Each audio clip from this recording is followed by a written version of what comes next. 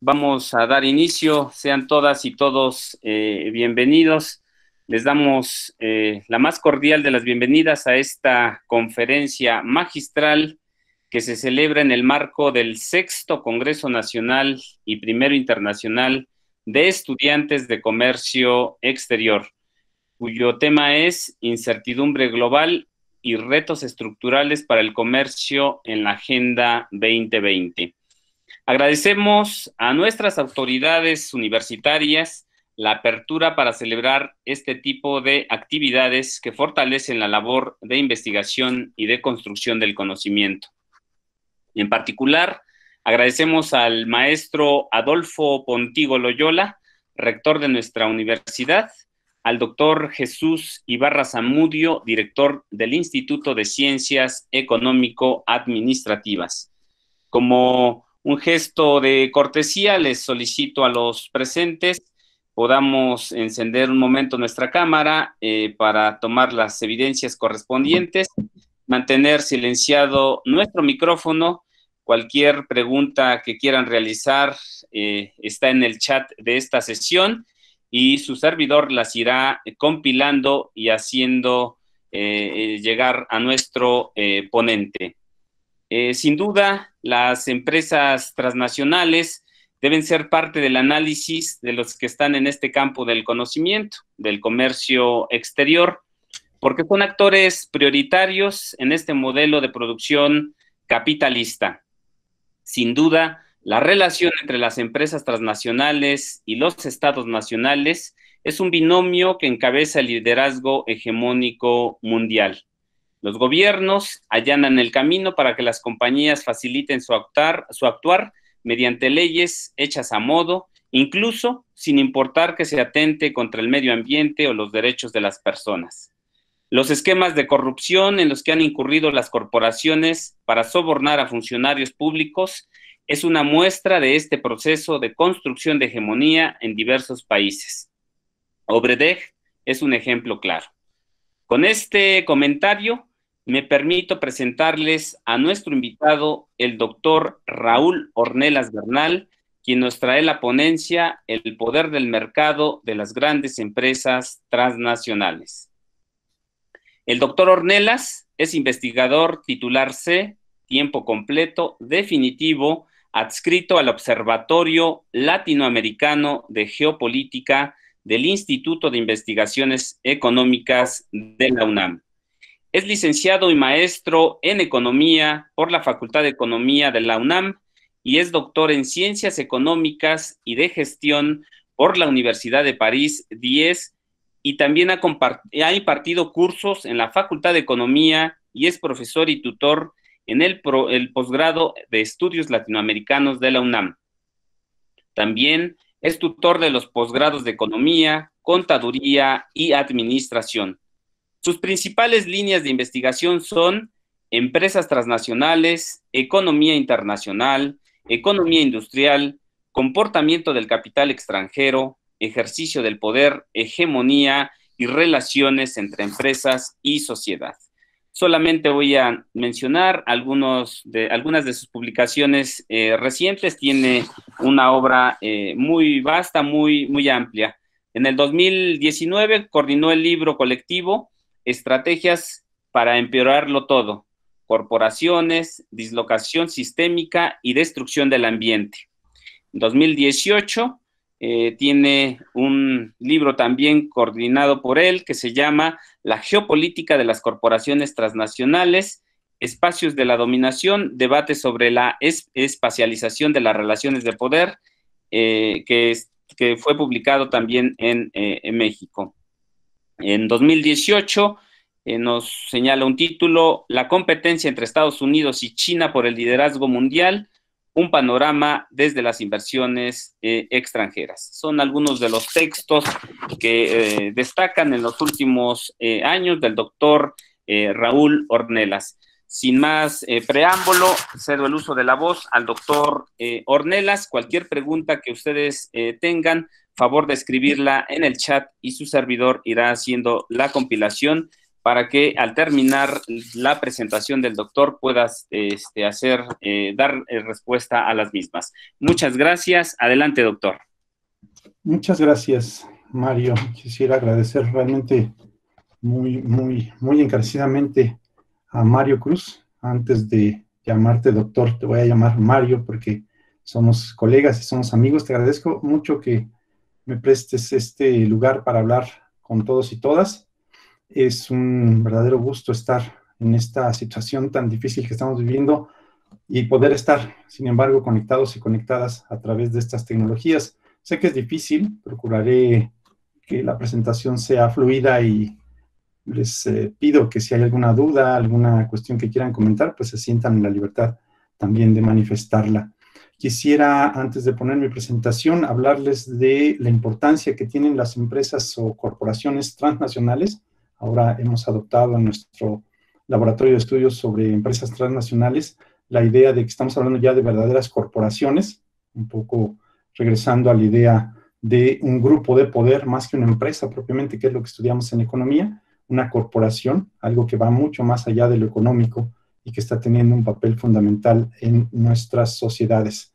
Y justo para hablar de ese papel, les quisiera compartir, voy a compartir la pantalla, un par de cosas que encontré solo para hablar de este tema de manera más terrenal.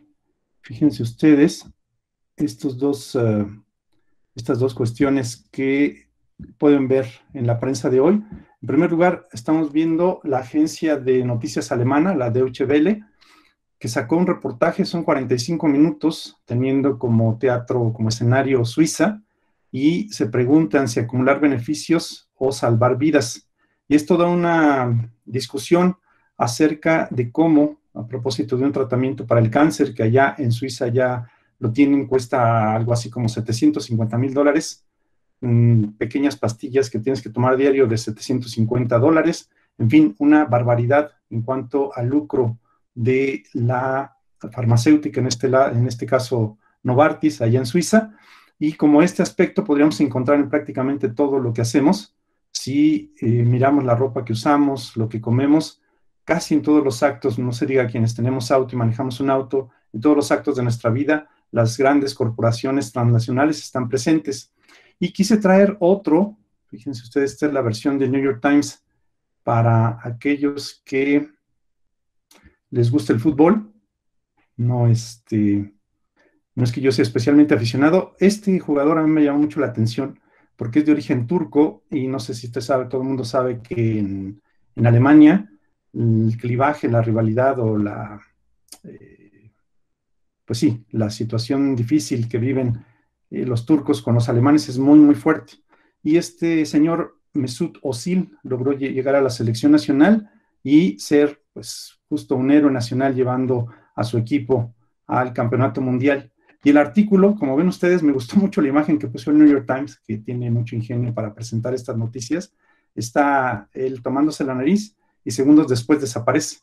Y justo trata de cómo Özil fue desaparecido en una situación que tiene que ver con China. Él hizo un comentario sobre una minoría de creencia musulmana que profesan el islamismo en China y que ha sido muy castigada en ese país, pero lo hizo en sus redes sociales, una red social que se estima tiene 20 millones de seguidores. Por supuesto, al gobierno chino no le gustó y empezaron a presionar por todos lados a Özil hasta que lo desaparecieron.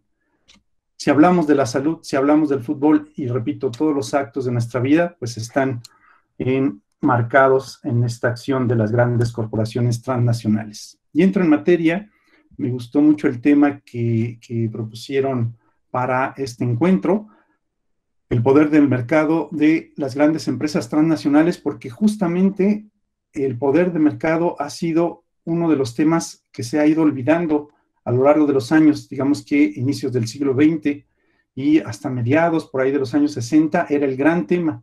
Todo mundo, en todas partes del mundo, estaba preocupado por cómo estas grandes instituciones económicas estaban creciendo, se estaban expandiendo primero en las economías nacionales y después en escala internacional hasta llegar a lo que hoy conocemos como la transnacionalidad. Es decir, ya no es solo que vayan saltando de nación en nación, sino que atraviesan las naciones, ya han construido decimos nosotros territorialidades que abarcan varias naciones y en algunos casos, en el caso de las corporaciones más grandes del mundo, pues hablamos de verdaderos imperios transnacionales.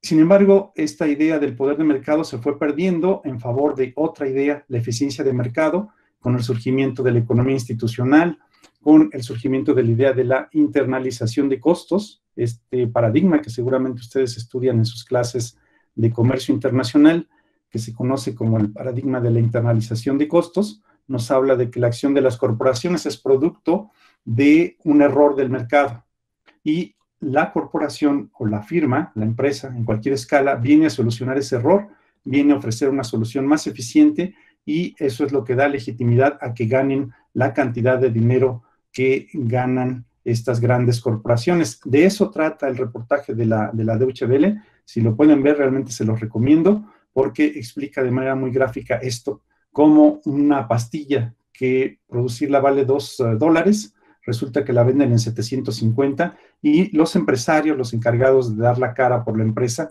explican por qué se eleva tanto el costo.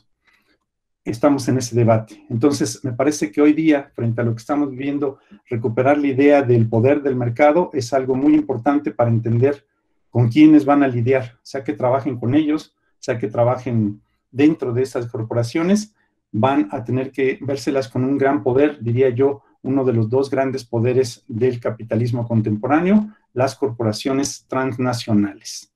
Y paso a invitarles a que conozcan nuestros dos sitios. Tenemos dos sitios, uno, el del Observatorio Latinoamericano de Geopolítica, que es el que ustedes ven ahí la dirección y su portada.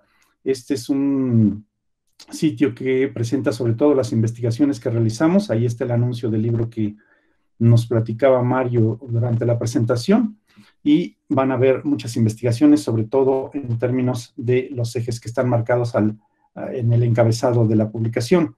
Y más específicamente referido a las empresas o corporaciones transnacionales, está el sitio de nuestro laboratorio, donde también van a poder consultar un montón de información y trabajos sobre lo que estamos haciendo. Una invitación, ahora que tengo la oportunidad de hablar ante jóvenes que no están en Ciudad de México, pues me permito hacer esta invitación.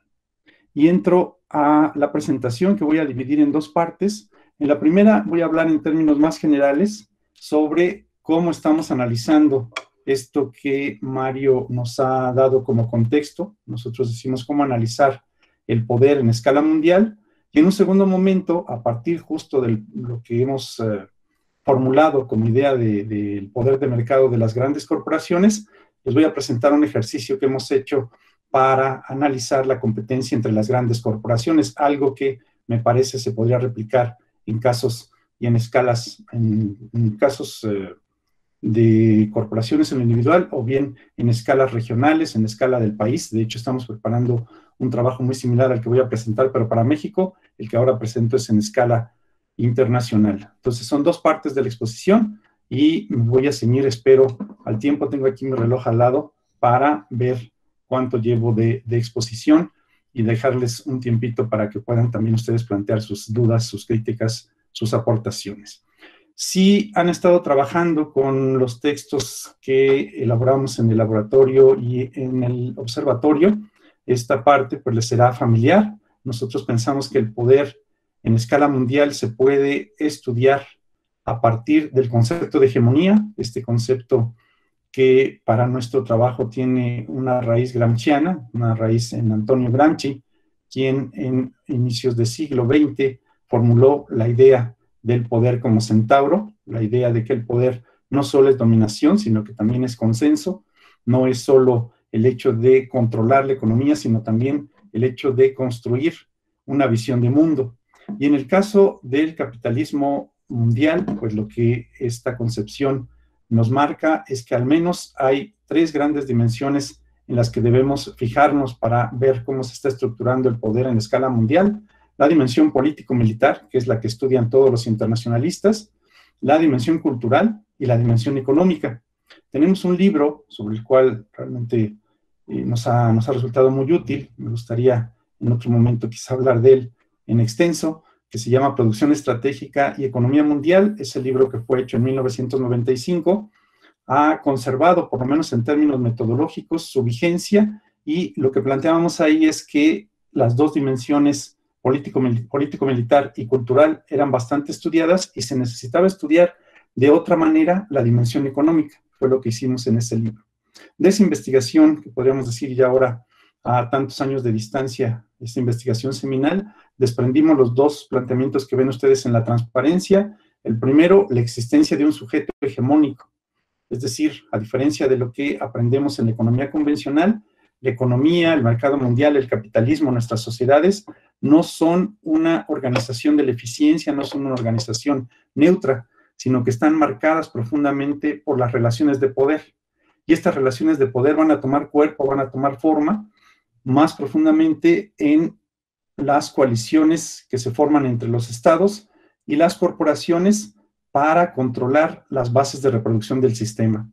Hay pues un sujeto hegemónico, nos dicen Esther Ceseña, desdoblado, un sujeto que es por un lado Estado y por otro corporaciones, y que en una relación de cooperación y tensiones van generando este control sobre el mundo.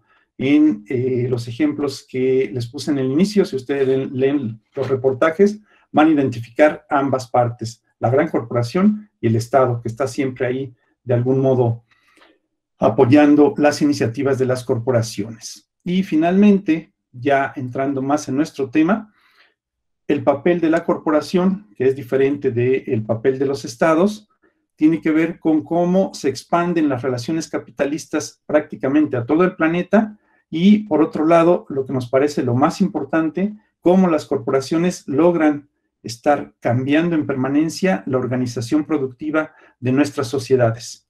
Esto creo que es algo que conocemos igual si hablamos de balones de fútbol o de ropa deportiva o de viajes al espacio o de cirugías cerebrales. Siempre hay una gran corporación que está organizando esto.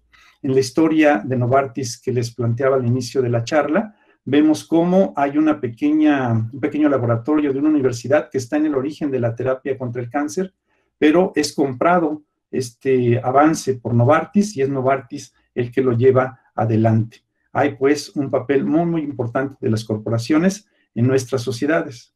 Y yendo a la siguiente cuestión que me parece fundamental para entender lo que voy a tratar de exponer a continuación, justo la idea de cómo estudiamos ahora ya no el capitalismo en general o el mercado mundial, sino en una de sus partes fundamentales, cómo estudiamos las transnacionales. En nuestro planteamiento, el poder de mercado está en la base, es el punto de partida, y lo hemos tratado de enriquecer a partir de lo que voy a decir al final de esta transparencia. Pero lo primero que me gustaría decir es que los estudios sobre el poder de mercado son una herencia de la Gran Depresión. Todas y todos conocemos la historia de este capitalismo que se quiebra literalmente en 1929.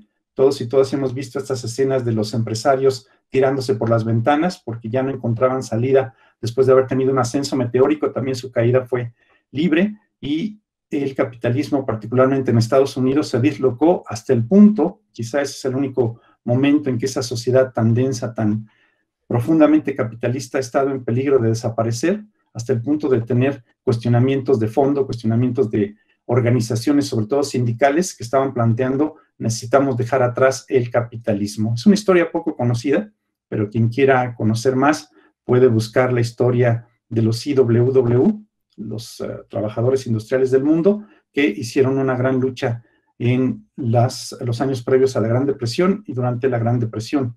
De este hecho histórico, sigo en Estados Unidos, surgen las leyes antimonopolio que hoy están cobrando de nuevo vigencia por los procesos en contra de Google en especial, pero también ya están señalados por ahí Facebook, Apple, Microsoft, como otras tantas empresas monopólicas.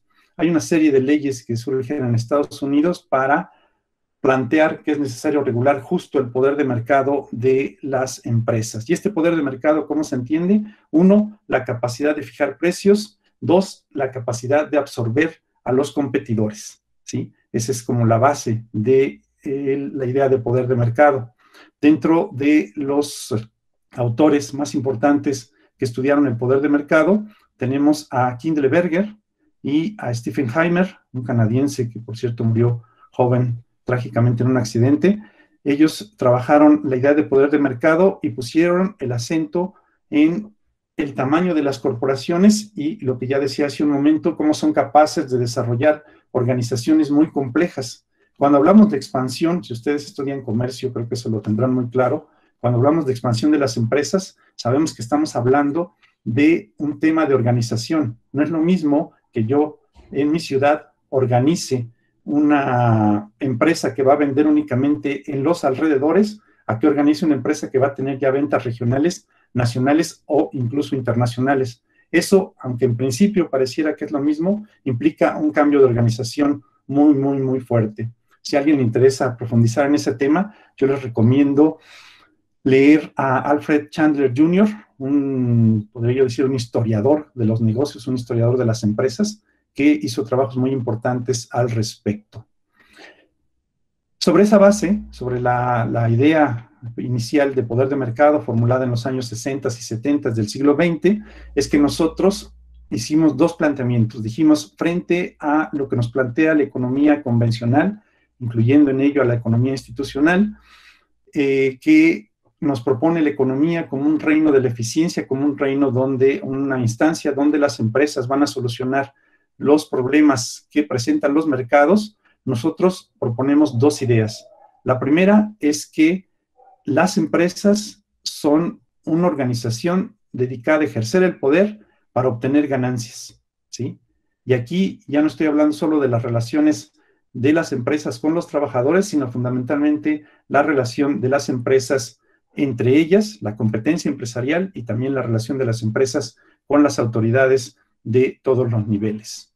Y un segundo planteamiento muy general, yo sé que estoy yendo como ametralladora, pero esto me interesa más ver algunas cuestiones prácticas que les pueden dar este contexto del que tanto hablamos, que atiborrarlos de algo muy, muy abstracto. Pero este planteamiento del ejercicio del poder para obtener ganancias lo especificamos a través de la categoría de liderazgo económico mundial.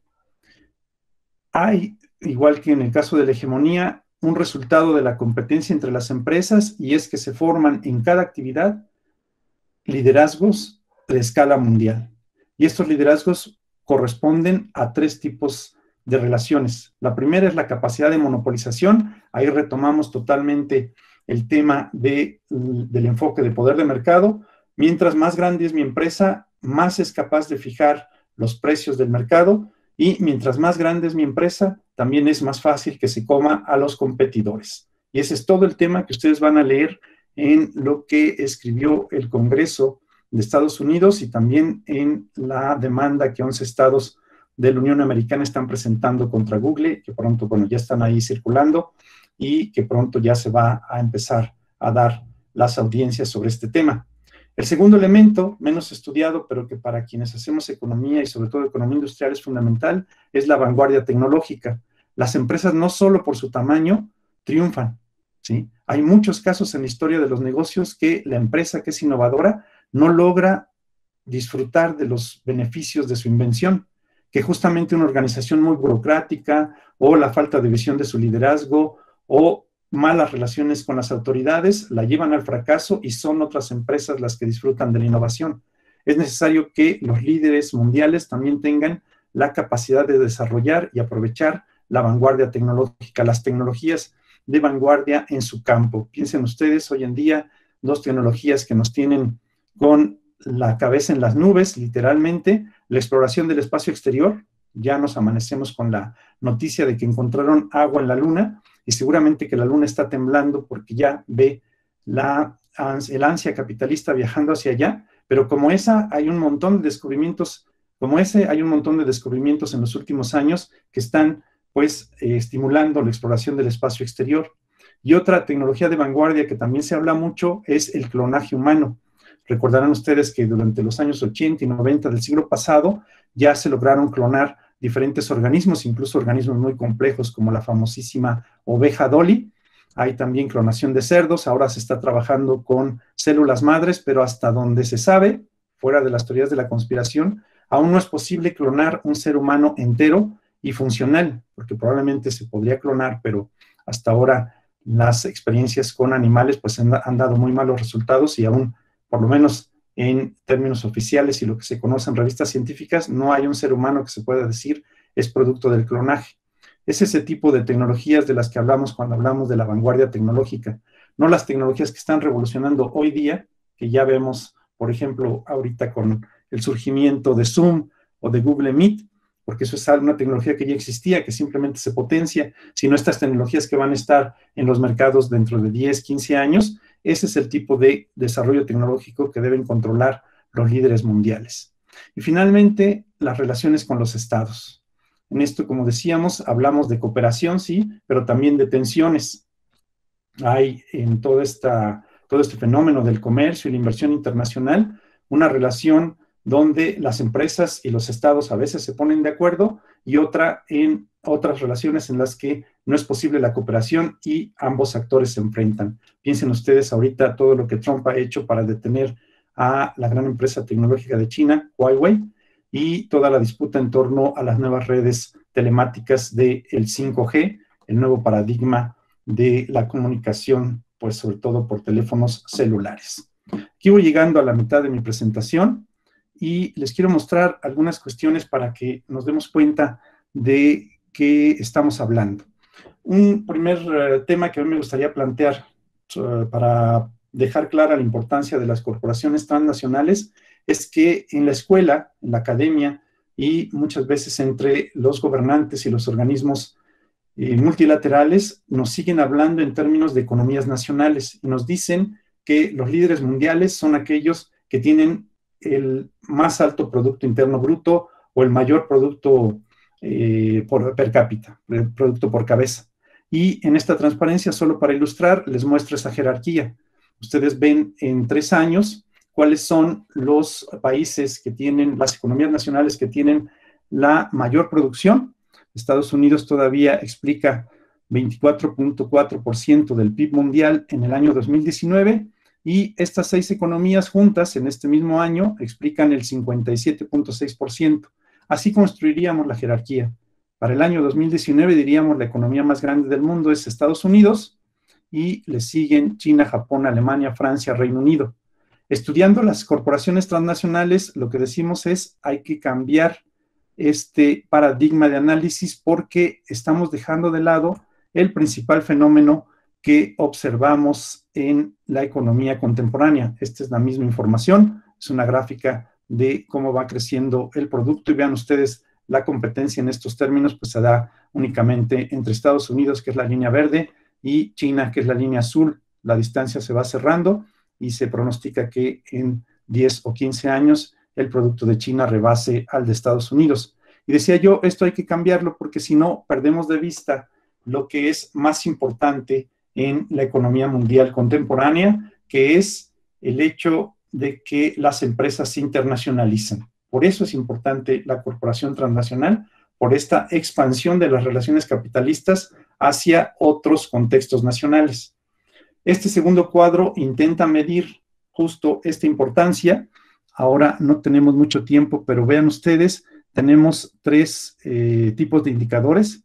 Los indicadores, en primer lugar, lo que ven ustedes hasta arriba, espero que mi cursor se vea, las filiales en el extranjero, sus indicadores, después las empresas más grandes del mundo, este listado que trabaja la revista Fortune, y los indicadores mundiales, digamos, los de cuentas nacionales, los que corresponden a las economías nacionales.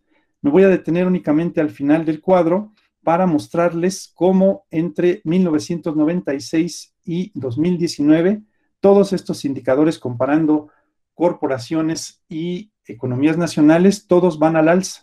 Y en todos los casos vemos que hay una gran importancia, una importancia creciente, no solo que hay una gran importancia, sino también una importancia creciente de las corporaciones respecto de los datos que nos presentan las cuentas nacionales, lo que mide las economías nacionales. Uno de los más destacados indicadores es el segundo que vemos aquí, cuánto pesan los activos de las filiales de corporaciones transnacionales sobre la formación bruta de capital. Yo me imagino que estudiando comercio, algo de cuentas nacionales deben haber visto. La formación bruta de capital se considera la inversión que cada país hace y es un indicador de qué tanto va a poder avanzar en los próximos años, dado que hizo inversiones en infraestructura, en maquinaria, en tecnología, etcétera. Pues en educación, por supuesto, en términos de formación técnica, etcétera. Y vean ustedes, en 1996, los activos de las filiales representaban 185 veces la formación bruta de capital, pero esa relación se dispara hasta 509 en 2019. Cualquier indicador que tomemos va a mostrar ese comportamiento, incluso el indicador que tiene el menor peso, que es el del empleo, porque en efecto las corporaciones donde menos contribuyen es en el empleo, son en general empresas muy tecnificadas, y por lo tanto no emplean tanta mano de obra, y sin embargo, entre estos 2 años que estamos midiendo aquí, también sube esta proporción. El empleo de las 500 frente al empleo mundial pasa de 1.4 veces a 2.1. Es bastante, a 2.1%, perdón, es bastante elevado. Bueno, esto tendríamos que verlo con mucha calma, pero lo que me interesa es hacer una comparación un poquito más fuerte. Este siguiente cuadro es algo que preparó una organización caritativa en Reino Unido para hablar justamente de la importancia de las corporaciones. Y aquí ya no está comparando producción y ventas o ingresos como hicimos en el cuadro anterior, sino los ingresos de gobierno y de las corporaciones. Es decir, qué tanto lo que tiene el gobierno en sus manos se puede comparar con lo que hacen las corporaciones en 2 años, 2015-2017. Y vean ustedes cómo los primeros 10 en este ejercicio son países, es decir, que todas las potencias que ven ustedes aquí, de Estados Unidos hasta Canadá, son países, perdón, los primeros 9, y el 10º ya es Walmart. Walmart entonces está en sus ingresos en ambos años por encima de España, Australia y Países Bajos. Así se va haciendo esta comparación. No me voy a entretener en los 50 casos que se analizan, simplemente para que vean, después del número 15, las leyendas en rojo, los nombres de empresas empiezan a ser predominantes. Vean ustedes, México en el año 2015 se sitúa en el lugar 19 y en el año 2017 en el 21, por abajo de 5 o 6 corporaciones, grandes corporaciones que tienen más recursos en sus manos. Una sola corporación maneja más dinero, ¿sí?, que el gobierno mexicano. Y para hacerlo más claro, quisimos hacer este ejercicio, esto es obra nuestra, para Estados Unidos, para América Latina, para entrar más en sintonía con lo que son nuestros países. Vean ustedes, en el caso de América Latina, el único país que figura dentro de los 5 primeros lugares es Brasil, en ambos años, 2015 y 2017, pero después vienen puras corporaciones. Hasta el 7º lugar se coloca México en 2015 y en el 2017 en el 8º lugar. Todo esto entonces para decir que las corporaciones tienen un papel dominante en nuestras economías, han concentrado muchísimo poder bajo todas sus formas, no solo económico, sino también político, cultural y social. Una cuestión más, porque esto se habla bastante de déjenme ver cómo voy con mi reloj, más o menos, se habla mucho de este tema, la diferencia entre la institución corporación y los billonarios. Casi todas las historias, sobre todo la prensa económica, con esta famosa lista de los billonarios de Forbes, nos han hecho creer que ellos son los personajes de la economía mundial contemporánea, y nosotros lo que queremos hacer con esta transparencia es mostrar cómo la institución corporación es mucho más grande que la persona o el billonario. En la primera columna ven ustedes las 5 empresas más grandes del mundo en la lista de 2019. Estos son los ingresos que recibieron en miles de millones de dólares en 2019. Y vean ustedes, son muy superiores a lo que se considera la fortuna de los 5 más grandes billonarios del mundo, con Jeff Bezos a la cabeza. Ya aquí, en esta fortuna enorme de 113,000 millones de dólares, ya está contabilizado todo lo que ganó durante esta pandemia, ¿sí? Si ustedes comparan la suma de las 5 corporaciones con las de los 5 billonarios, pues se darán cuenta que los ingresos de los billonarios no son ni un cuarto de lo que alcanza las 5 grandes corporaciones. Y incluso si tomamos sus empresas, pues sus empresas también son mucho mayores que sus fortunas personales. Por ahí puse una notita, porque pues siempre nos gusta hablar de lo que pasa en nuestro país. Slim, que alguna vez estuvo en la cima de esta lista, ya ha caído hasta el 12º lugar. Él tiene una fortuna de 52,000 millones de dólares, que es más o menos la 10ª parte de los ingresos de Walmart en 2019. Pensemos entonces la corporación no como el gran millonario, sino como la institución económica llamada corporación transnacional.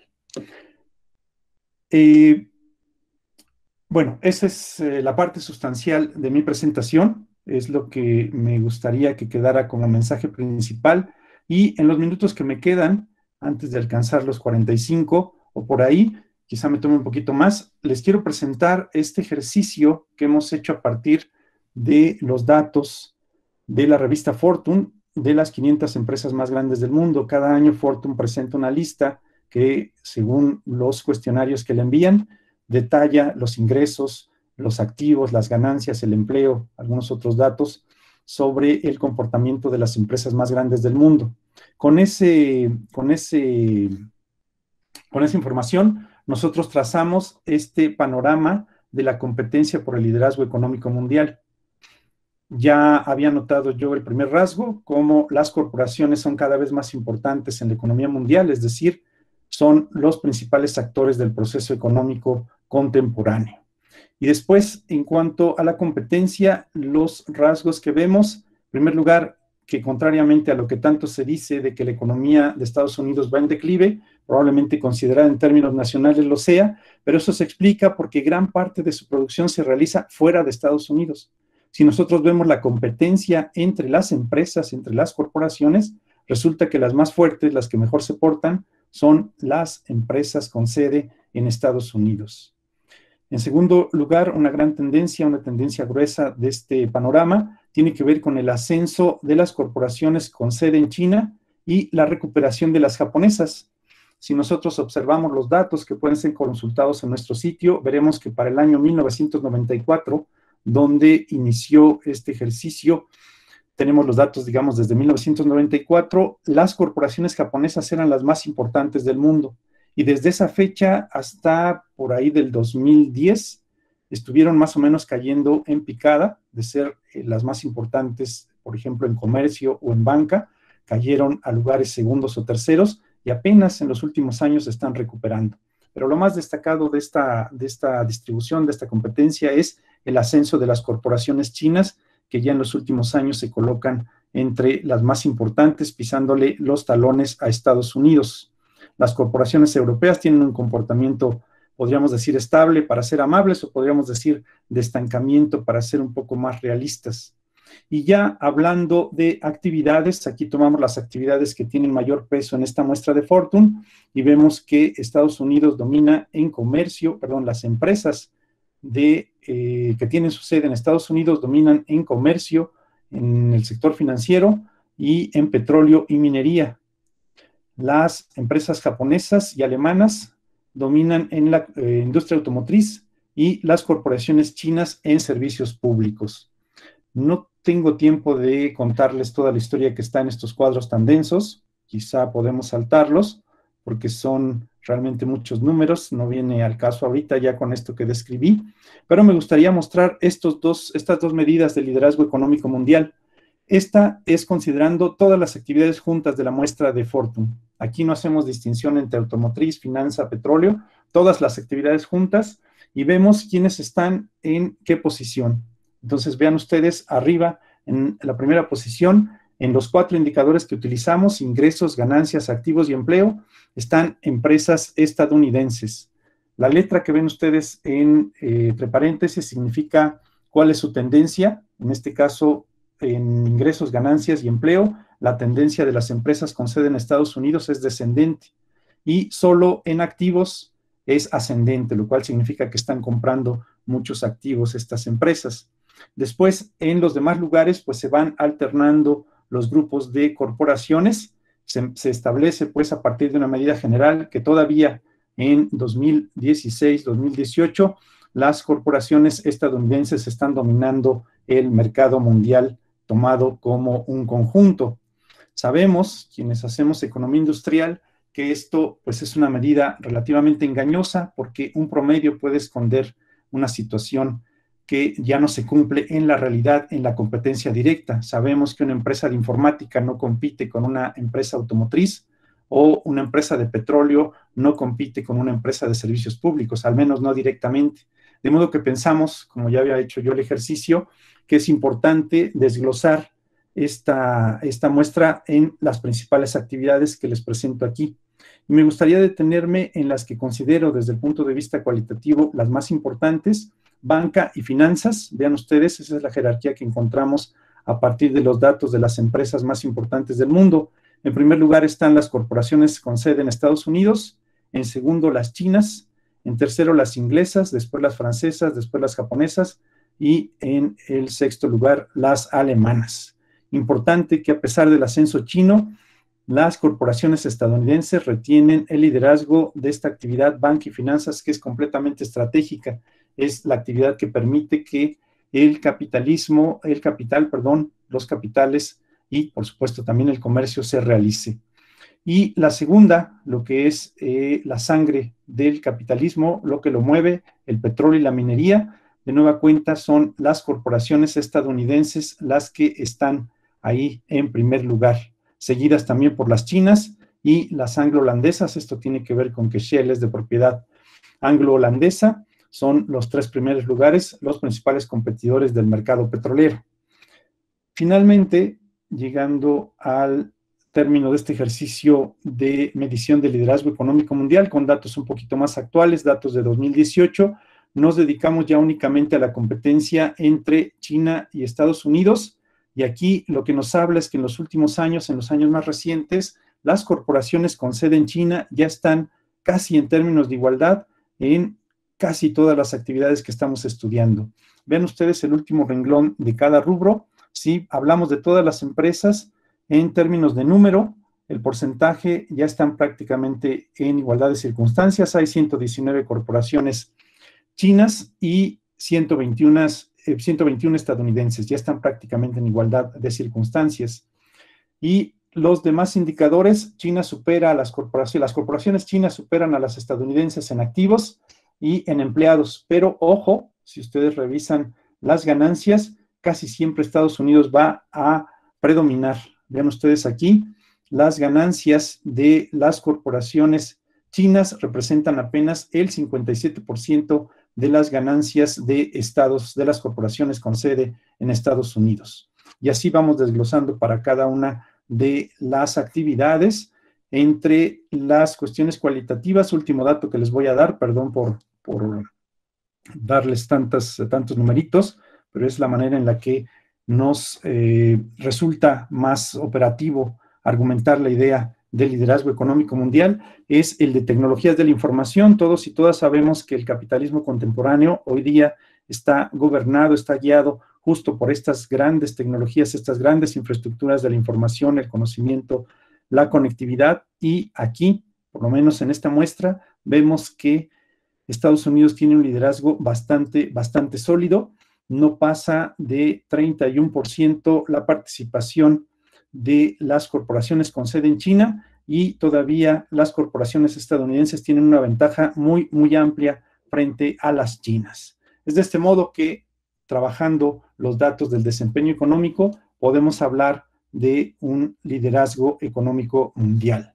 Y aquí concluyo mi presentación. Simplemente, bueno, ya regresamos a OSIL. Simplemente haciéndoles mención de la principal conclusión de nuestro estudio, la idea de que la corporación, la gran institución económica del capitalismo, que es la corporación transnacional, está dominando nuestras sociedades y está siendo capaz de revolucionar las bases no solo económicas, sino también políticas y sociales, de suerte a poner en entredicho incluso a los estados, algo que se ve muy claramente en el actual conflicto antimonopolios o juicio antimonopolio que se está levantando contra las grandes corporaciones de la información y el conocimiento en Estados Unidos. Que nos quedemos entonces con ese mensaje y tratar de poner en cuestión lo que conocemos como sabiduría convencional, que nos hace ver, hoy lo estamos viendo también en nuestro país, en el sector energético, que la corporación es la solución a todos nuestros problemas, que la corporación, por ejemplo, en el sector energético del país, va a traer la solución con energías limpias. Y ojo, eso es algo que tiene que estudiarse muy de cerca. Esa es la invitación con la que cierro mi presentación y de nuevo les agradezco que me hayan escuchado. Creo que más o menos el tiempo, ¿verdad, Mario? ¿Sí? Sí, vamos bien, doctor. Vamos bien. De aquí a las 12 podemos estar. Sin lugar a dudas, agradecemos enormemente su presentación, doctor Raúl Ornelas. Es importante estudiar a las empresas en un campo del conocimiento como lo es el comercio internacional.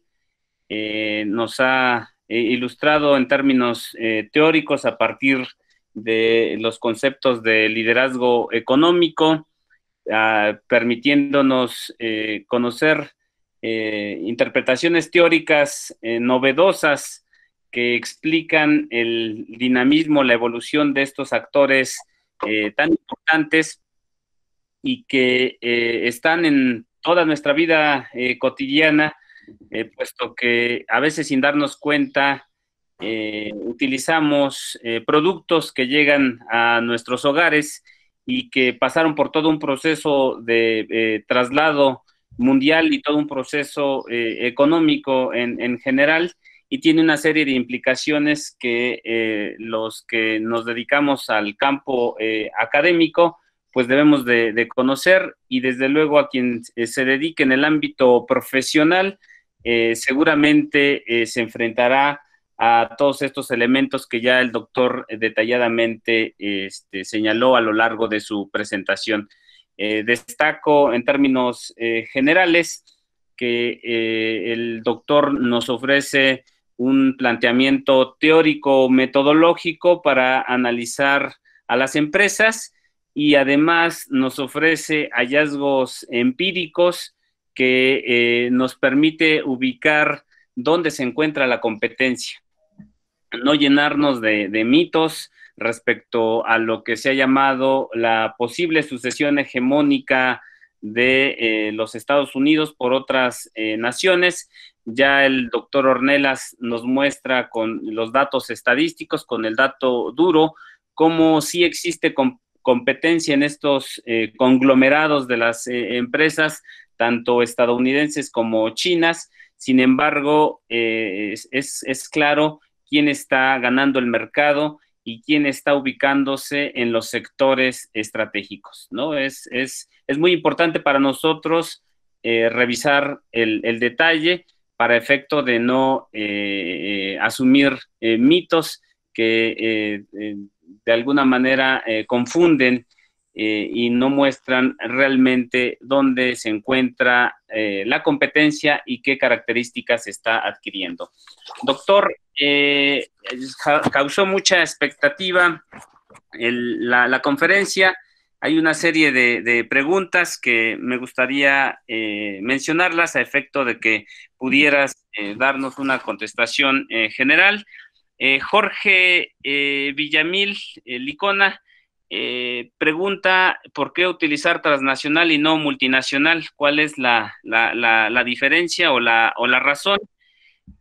También Nelly Janet nos pregunta que si la industrialización y la implementación tecnológica es determinante del poder de las corporaciones.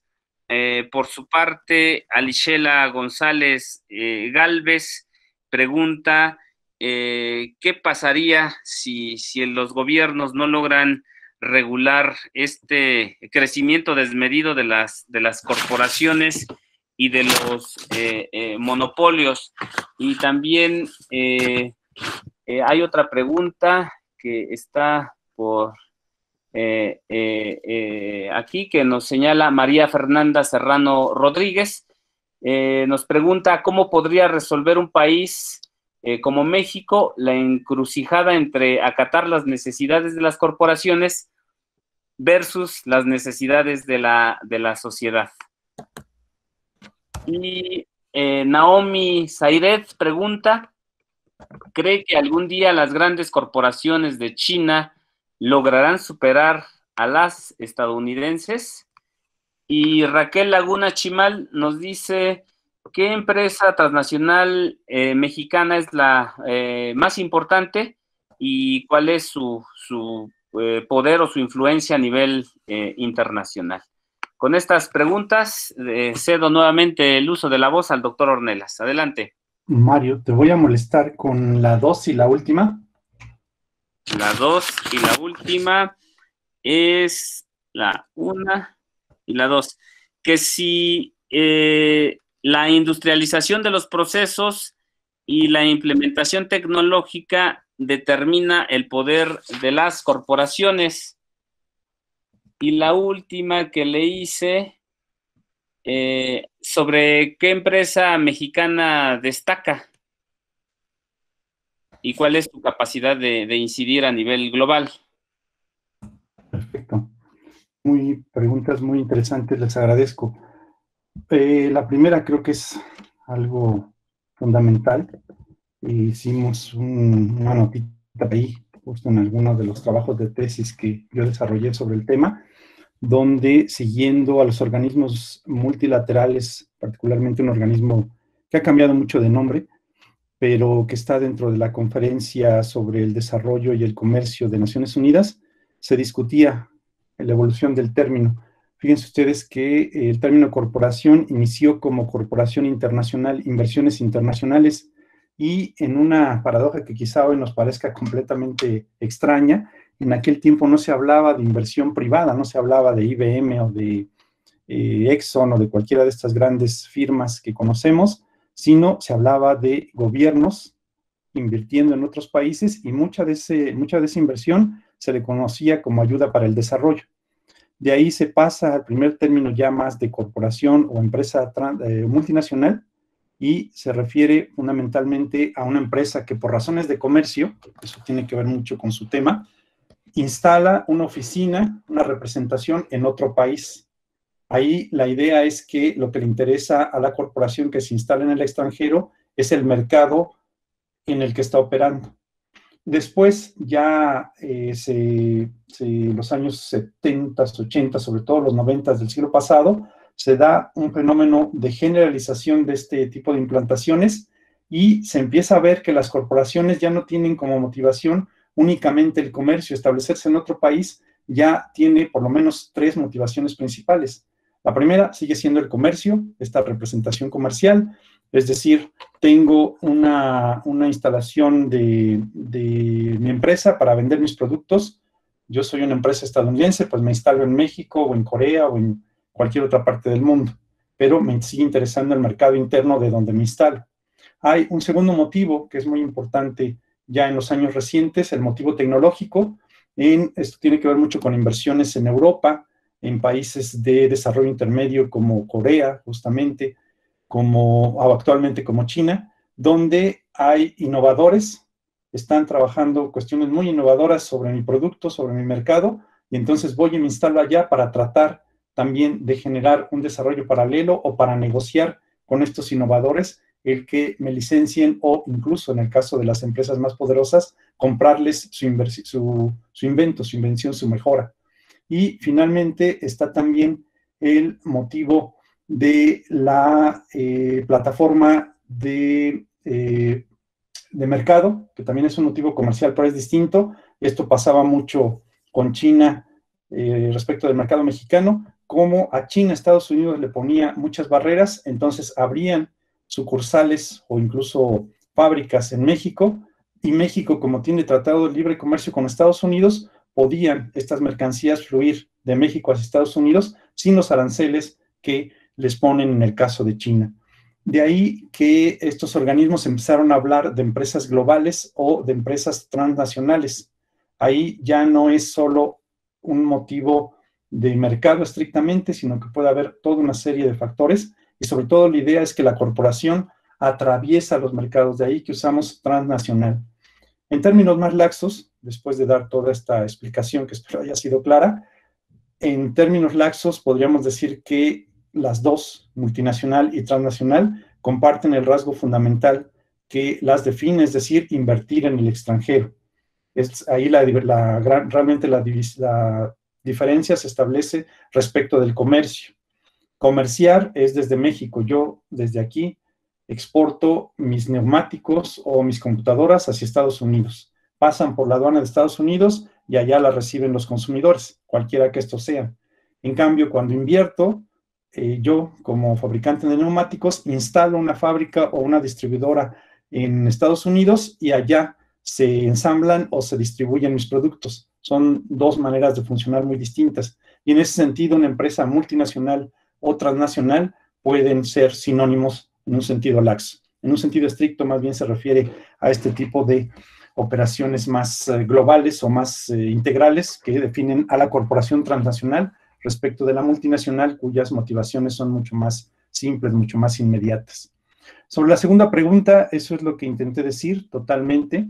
Es un tema de organización y particularmente de capacidad de desarrollar la ciencia y la tecnología. Ojo, aquí casi no hablamos de ciencia, porque en general para todas las transnacionales no es un factor en el que todas incidan, pero por lo menos para las grandes corporaciones, digamos el top 100 de estas grandes corporaciones, sí que desarrollan la ciencia. Piensen ustedes, nuevos materiales, energías sustitutas, justo estado físico de la materia, la exploración del espacio, esto del clonaje, en fin, todas están interesadas en ese tipo de desarrollos para ampliar sus mercados, para ampliar su ventaja competitiva. Y sin duda esos dos factores, organización y tecnología, es lo que define el liderazgo de las corporaciones, es uno de sus ejes más importantes. Yendo hacia la tercera pregunta, la regulación de los monopolios, eso es el tema de nuestros días. Fíjense que dentro del pensamiento crítico, y bueno, esto hablo sobre todo por mi universidad y lo poco que conozco de ella, nos habíamos quedado con la idea de que el Estado había desaparecido y de que ya los estados pues eran prácticamente los mayordomos de las corporaciones que siempre iban a hacer lo que querían. Pero fíjense ustedes cómo una disputa política, cuando una parte fuerte, encabezada por cierto por Jeff Bezos, del empresariado estadounidense, se confronta con Trump sobre temas que tienen que ver más con la sociedad que con la economía, pues Trump responde con un proceso antimonopolio. Regular efectivamente los monopolios tiene que ver con diagnosticar cuáles son las bases que llevan al monopolio. Y quien ha estudiado las leyes antimonopolio en Estados Unidos concluyen, en ciertas perspectivas críticas, que de base esas leyes son inoperantes porque lo único que hacen es paliar el problema y no resolverlo de fondo.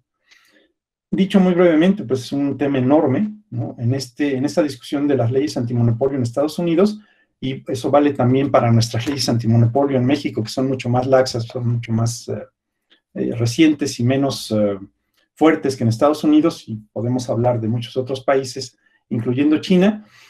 El tema fundamental es que se piensa que el monopolio lo vamos a competir con competencia. Si ustedes leen la ley Sherman, que es de 1879, si bien recuerdo, bueno, 1800 y algo, finales del siglo XIX, el remedio que ellos plantean y el criterio para determinar si existe o no monopolio es la existencia de competencia, no fijar los precios, que haya competencia. Y lo que desde la economía política, y particularmente desde la crítica de la economía política, se ha visto con estudios históricos muy detallados, es que el monopolio es producto de la competencia, ¿sí? Esto es lo que Marx va a detallar con mucha agudeza a lo largo del Capital, de su obra magna, y va a demostrar con los ejemplos de su época cómo las empresas que empiezan siendo las adalides de la competencia, al cabo de los años, se convierten en grandes monopolios justo por este poder económico que acumulan en sus manos.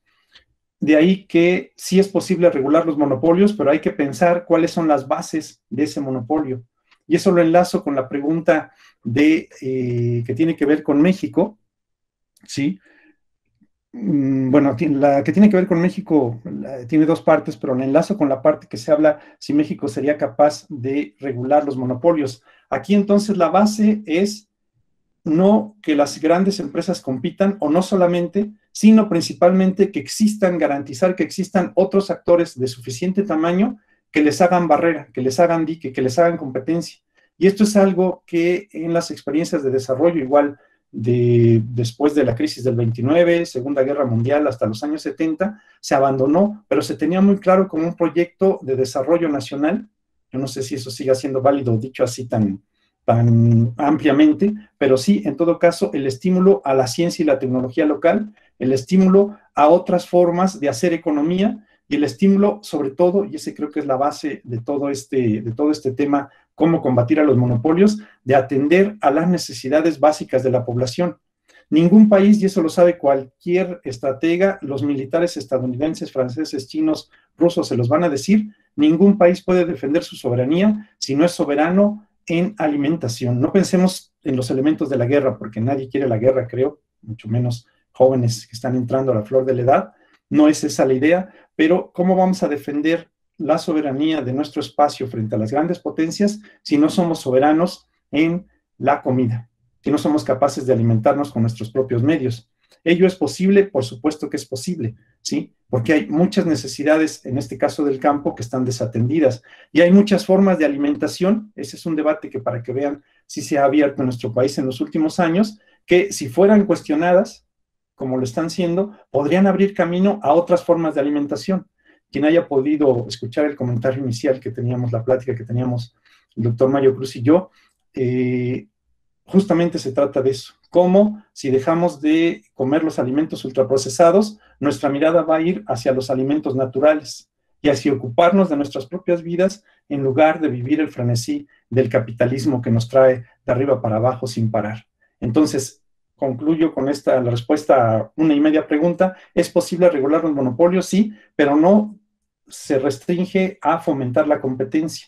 Es necesario también crear bases de desarrollo autónomo, bases de desarrollo que estén en manos de la sociedad, en manos de incluso de empresarios más pequeños, de otras formas de hacer economía, decía yo. Están las cooperativas, están los sindicatos, están los pueblos originarios que también están trabajando esos temas. Si ustedes miran en Puebla, en Oaxaca, en Chiapas, en Guerrero, hay un montón de cooperativas de pueblos originarios que muchas veces se restringen a las artesanías, pero están ya trabajando cosas tan importantes como comunicaciones autónomas, lugares donde Telmex o cualquier otra compañía no quiere poner telefonía celular. Ellos, con la ayuda de personas que conocen de esos temas, ponen sus propias antenas y logran enlazarse a la red general de telecomunicaciones y tener comunicaciones propias a un costo mucho menor del que implicaría contratar el servicio a las grandes corporaciones. En fin, hay muchas formas de generar riqueza, y eso es lo que se debe fomentar para, junto con la competencia, darles una barrera, ponerle una barrera a los monopolios. Bueno, lo de las necesidades de la sociedad ya lo abordé. Eso creo que es algo que también aprendimos muy pronto nosotros en la universidad, al menos acá en la UNAM, el tema de cómo el pensamiento dominante, el sentido común que gobierna nuestras sociedades, nos hace pensar en generalidades que no siempre son válidas. Cuando ustedes hablan de las necesidades de la sociedad, yo les devolvería la pregunta: ¿de toda la sociedad? ¿De qué parte de la sociedad? ¿Cuáles son las necesidades de toda la sociedad?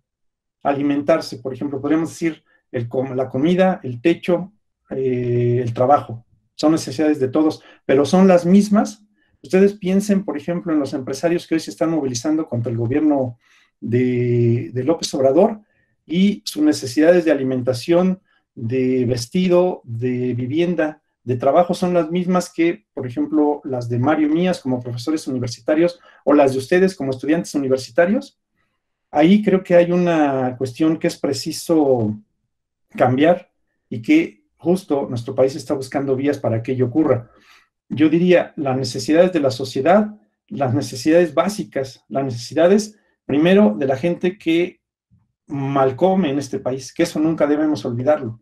Si pensamos en comercio, si pensamos en inversión, si pensamos en grandes corporaciones, no nos debe hacer olvidar que atrás nuestro, si volteamos la mirada, vamos a ver al 50% de la población en situación de pobreza. Y hoy con la pandemia, pues se está hablando de una regresión de varios años, si no es que de una década completa, en los niveles de bienestar. Entonces, necesidades de la población más desprotegida, con menos recursos, con menos acceso a la riqueza y a los satisfactores. Eso creo que es lo que debe priorizar, y ahí, por definición, vamos a chocar con el tema de las corporaciones. Ejemplo, para cerrar este tema, la vacuna contra el SARS-CoV-2. Ya les contaba yo este tratamiento contra el cáncer de Novartis en Suiza, que cuesta una millonada. Bueno, pues con la vacuna se está tratando de hacer lo mismo. Si ustedes se fijan, casi todas las iniciativas son de compañías transnacionales unidas a un laboratorio. ¿Perdón? Apenas ¿Sí? No, doctor, adelante, alguien tenía el micrófono. Ok, perdón. Bueno, se unen entonces las grandes corporaciones de la farmacéutica con algún pequeño laboratorio, universidad, y quieren comercializar la vacuna. Entonces, ¿qué marca la necesidad de la sociedad, en este caso mexicana? Pues que se vacunen a todos los adultos mayores y a las poblaciones vulnerables o en mayor riesgo. Pero si eso nos venden la vacuna como la cura del cáncer, pues va a ser imposible. Y es ahí que los gobiernos deben intervenir para que a través de otra vía, por ejemplo, fabricando por sí mismos, aunque se violen los derechos de propiedad, la vacuna, se satisfaga esa necesidad. Y vas a chocar entonces con Sanofi o con Pfizer o con cualquiera de las que haga la vacuna. Ahí sí hay un problema grande entre el interés de partes de la sociedad, yo no diría de toda la sociedad, de partes de la sociedad y de las corporaciones.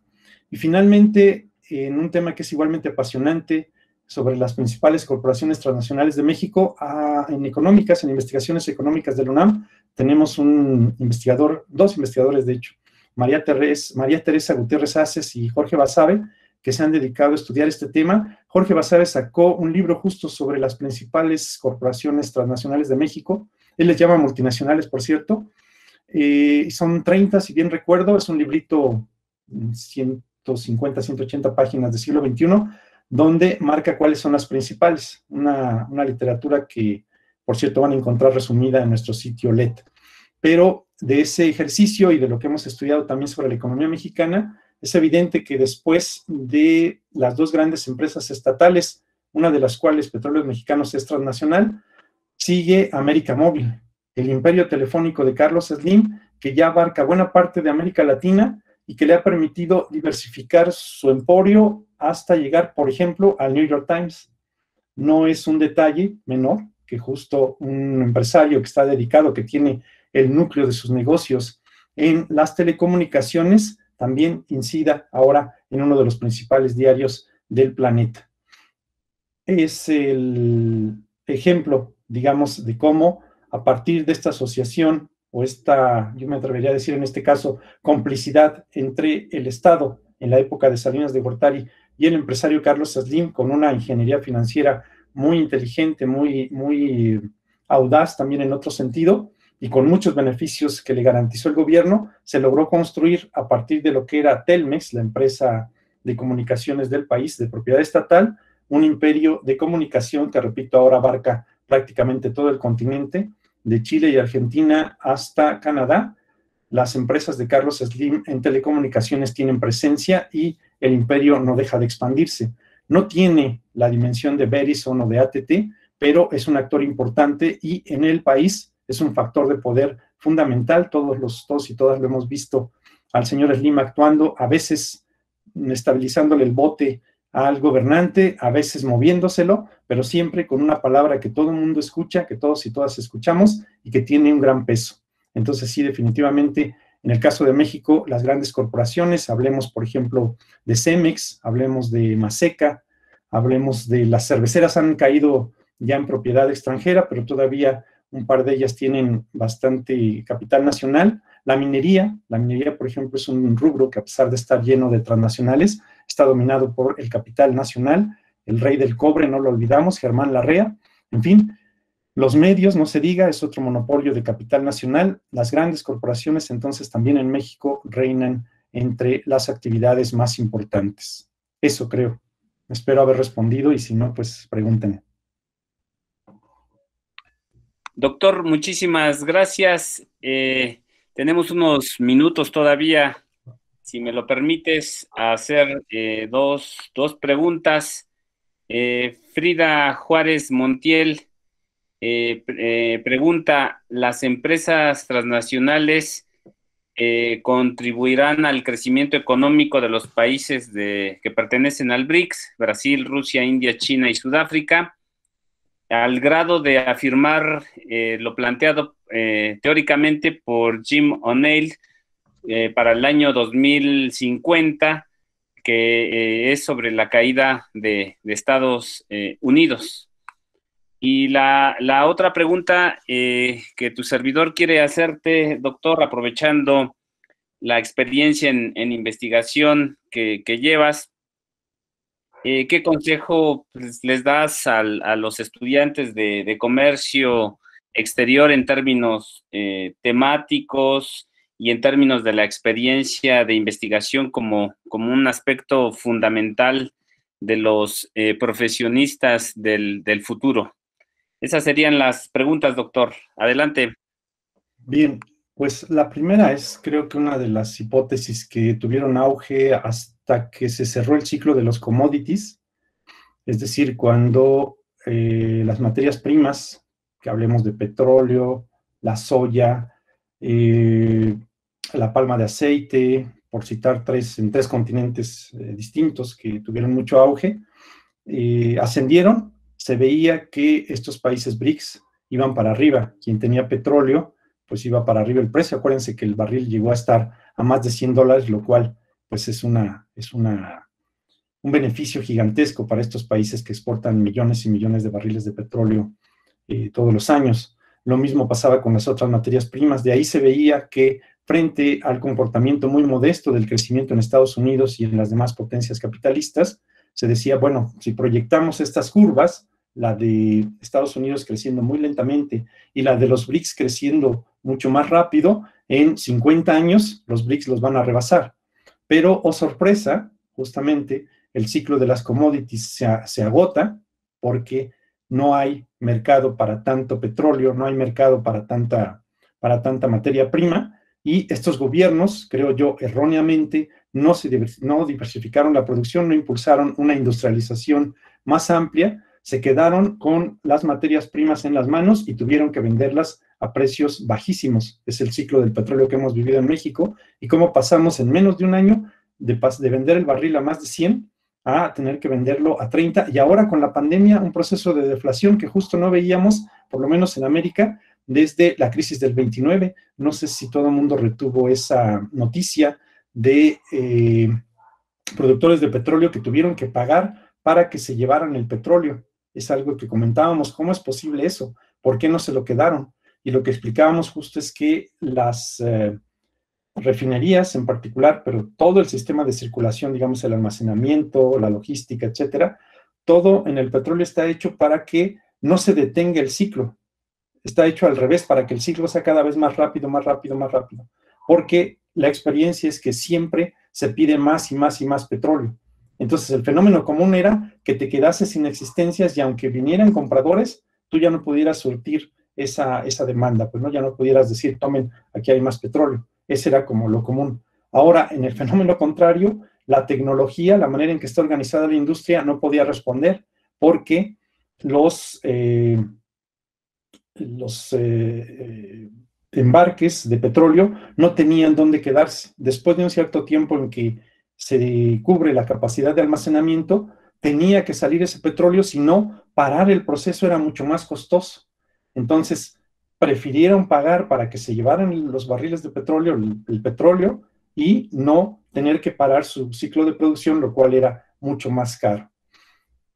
Bueno, entonces se acaba el ciclo de las commodities, de las mercancías básicas, y prácticamente todos estos gobiernos, y los ven ustedes, Brasil, Rusia, exceptando China, en menor medida, pero también entraron en dificultades. Sudáfrica no se diga, ¿sí? Hay un grave problema y más bien están tendiendo al estancamiento. Yo pienso que, por lo menos a estas alturas de nuestra década, está cancelada la posibilidad de que en 50 años desplacen Estados Unidos, por lo menos los BRICS. Lo que sí se ve, como traté de mostrar en mis tablas y lo que estuve argumentando con ustedes, es que las corporaciones chinas van en ascenso, y aquí me salté una pregunta que hicieron. Bien interesante, en efecto, que ya se está produciendo el fenómeno de que corporaciones chinas alcancen a las estadounidenses, esto particularmente en el petróleo. Y también es un fenómeno que tenemos que dejar que pasen, no sé, 5 o 10 años para medirlo ya como una tendencia estable o bien como un fenómeno de nueva cuenta coyuntural. Justo por su dependencia tecnológica y por su pensamiento estratégico, las grandes corporaciones de petróleo en China, que casi todas son de propiedad estatal, se han dedicado a comprar todos los yacimientos que están a su alcance, comprar todo el petróleo que sea posible, reservas, yacimientos, todo lo que sea posible, y han crecido muchísimo. Entonces, si ustedes ven la lista que les mostraba yo cuando comparaba la institución empresa con los billonarios, se darán cuenta que está Walmart en primer lugar, pero después son las petroleras chinas, y ya rebasaron a las estadounidenses. Repito, ahí el tema es que tenemos que esperar 5 años, 10 años, y ver si esto es un fenómeno coyuntural o es un fenómeno ya establecido. Hay algunas otras industrias, pero sobre todo es esta, la petrolera, la que me gustaría destacar, donde ya se ve este fenómeno de igualación e incluso de rebasar por parte de las chinas a las estadounidenses.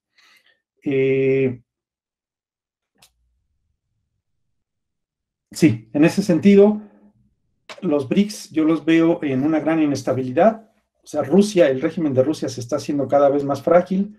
Lo mismo pasa en Brasil con su presidente ahora que hundió el país en un pésimo manejo de la pandemia. ¿Sí? Sudáfrica está enfrentando problemas también de escasez de recursos y una crisis social muy, muy fuerte. India le está pegando durísimo la pandemia. ¿Sí? No se ve que de esos BRICS todos ellos puedan en un momento determinado, de aquí a 20 años, de aquí a 30 años, rebasar a Estados Unidos incluso en su conjunto. Sin embargo, China sí presenta un desafío y propongo yo, es ahí donde tenemos que centrar la mirada. Y concluyo entonces con lo que entiendo también será la conclusión de nuestra charla. Creo que en el tema del comercio, que es algo que cuando estudiamos corporaciones nos interesa muchísimo, hay 2 cuestiones que no se deben descuidar. La primera es trabajar las teorías contemporáneas del comercio. Eso es algo que en nuestra experiencia fue muy importante porque a nosotros las escuelas nos forman en las teorías convencionales del comercio y todavía estamos hablando de ventajas comparativas y de especialización, en fin, una teoría muy, diría yo, de matriz ricardiana. O sea, todavía estamos pensando en términos del siglo XVII, XVIII. Y lo que en particular, pero no solo, ya ahorita hay cosas mucho más desarrolladas, mucho más evolucionadas, nos enseñaron los teóricos del comercio estratégico, es que también el comercio es un dominio donde el poder es fundamental y donde las decisiones no todas responden a una lógica exclusivamente económica. Hay muchas decisiones como esta del petróleo de la que les hablo, ¿sí? Corporaciones chinas comprando el petróleo por todos lados del mundo, que no responden estrictamente a un interés económico, sino a un interés estratégico, a un interés de que la propia corporación, considerada en lo individual, se coloque en un mercado para complacer a un Estado o para molestarlo, para hacer una asociación beneficiosa, en fin, es posible pensar el comercio también en términos de un juego de poder. Y entonces hay que estudiar esas teorías, no quedarnos con lo que nos enseñaron en la escuela, sino empezar a mirar a los teóricos contemporáneos, qué nuevos desarrollos están haciendo, qué nuevas propuestas de análisis hay. Y en ese sentido, la otra cuestión que me parece fundamental es entender que el comercio es una parte, solo una parte del mecanismo económico y que es necesario conocer el conjunto del mecanismo para que no nos pase, y creo que el ciclo de los BRICS nos da un muy buen ejemplo, lo que pasó a los BRICS. En efecto, todos los gobiernos tomaron una actitud soberbia, nosotros somos los nuevos dueños del mundo, vamos para arriba, representamos el futuro. Si alguien quiere hacer análisis del discurso, ahí tendría un terreno muy fértil para ver cómo en un periodo muy pequeño, ¿sí? Estos gobiernos pasaron de ir justo en un ascenso meteórico a una caída bastante penosa. Y las justificaciones de ello no las van a encontrar porque justo perdieron de vista lo más importante. Estamos viviendo no un ciclo de ascenso de todo nuestro capitalismo, sino una especialización muy parecida a lo que era la economía colonial, ¿sí? Desarrollando economías de enclave, hiperespecialización, y eso se va a agotar. Deberíamos invertir esta riqueza en alimentación, ciencia y tecnología, infraestructura, para lograr que en efecto nuestro capitalismo sea más fuerte. Esto no lo digo yo como Raúl Ornelas, que desea eso, sino lo que otros gobiernos en otras partes del mundo sí han hecho, particularmente los chinos. Entonces, conocer el conjunto del proceso económico les hará mejores analistas del comercio y también en su trabajo pues podrán dar propuestas y tomar medidas mucho más atinadas y no caer en círculos, digamos, de errores que no se pueden arreglar fácilmente, pues, ¿no? Eso.